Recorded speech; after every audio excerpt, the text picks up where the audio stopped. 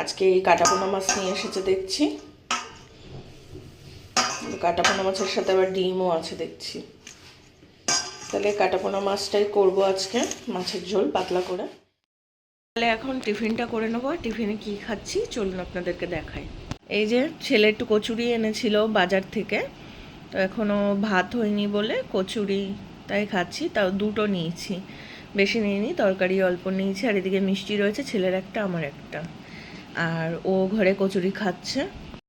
বাজার থেকে চলে এসেছে। আর কি মাছ এনেছে চলুন তাহলে দেখে নিই। এই যে মাছ এনেছে, এখানে এনে রেখে দিয়েছে। কি মাছ এনেছে আমি দেখিনি এখনো। কালকে আবার ভাইয়ের জন্মদিন, ভাইয়ের জন্মদিনে মা ওখানে যাওয়ার কথা বলেছে, তো তার জন্য আজকে আর বিশেষ কিছু নিয়ে আসা হয়নি। আজকে এই কাটাপোনা মাছ নিয়ে এসেছে দেখছি। কাটাপোনা মাছের সাথে আবার ডিমও আছে দেখছি। তাহলে কাটাপোনা মাছটাই করব আজকে, মাছের ঝোল পাতলা করে।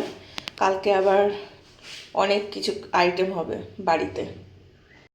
অনেক দিন পর আজকে একটা দারুণ জিনিস পেয়েছি, আর এটা আমাদের সাগালা মাসি এসে দিয়ে গেছে বাড়িতে। তো চলুন আপনাদেরকেও দেখাই। আর আমি কিন্তু এটা ডান্ডা ছাড়িয়ে ফেলেছি, তো আস্ত কেমন দেখতে হয় সেটা আগে দেখিয়ে নিই। এই যে বলুন তো এটা কি জিনিস? যারা এই জিনিসটাকে খায় তারা ঠিক বলতে পারবে আর বুঝতে পারবে যে এটা কি জিনিস। এই জিনিসটা আমি আজকে প্রায় 7-8 বছর পরে দেখতে পেলাম। আমাদের সাকালা মাসিকে বলে বলে বলে বলে তাই উনি নিয়ে এসেছে আজকে। আর এত সুন্দর লাগে এর বড়া খেতে। আপনারা বড়া খেয়ে দেখবেন, খুব সুন্দর লাগে এই বক ফুলের বড়া খেতে। আজকে আমি কটা করব বড়া, আর কটা রেখে দেবো। আর এই পিস জানেন কত করে নিয়েছি? 5 টাকা করে পিস নিয়েছে। এগুলো লুপ্ত প্রায় জিনিস হয়ে গেছে একদম এখন। ওর পাপড়িগুলো ছাড়িয়ে নিয়েছি আমি। আর অনেকে আছে ডান্ডা সমেত খায়, যে সবুজ ডান্ডাটা ওটা সমেত খায়, ভিতরে শুধু একটা দাড়ি মতো থাকে সেটা ফেলে দেয়। কিন্তু আমি ওটাও ফেলে দিয়েছি, শুধু পাপড়িটা ছাড়িয়েছি। এবার আমি 2-3টে পাপড়ি একসাথে করে করে ভেজে নেবো।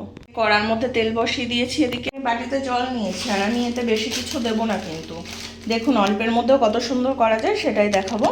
এটা হচ্ছে আমি ছোলার বেসন নিয়ে নিচ্ছি। ছোলা না, সরি, মটরের বেসন।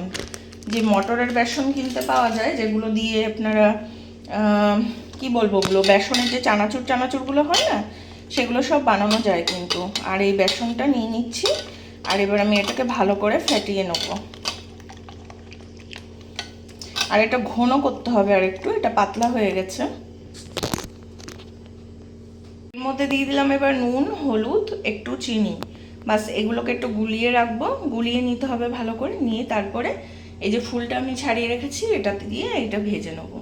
প্রথম ফুলটা তো ছেড়ে দিলাম, এখন ভাজতে দিয়েছি, দেখি এটা কেমন হয়। দেখুন কতটা ফুলেছে, দেখছেন? সুন্দর লাগছে দেখতে, কিন্তু ভাজা হচ্ছে। একটু হালকা ব্রাউন ব্রাউন হবে। আর তুলে নেব 2 পিঠ।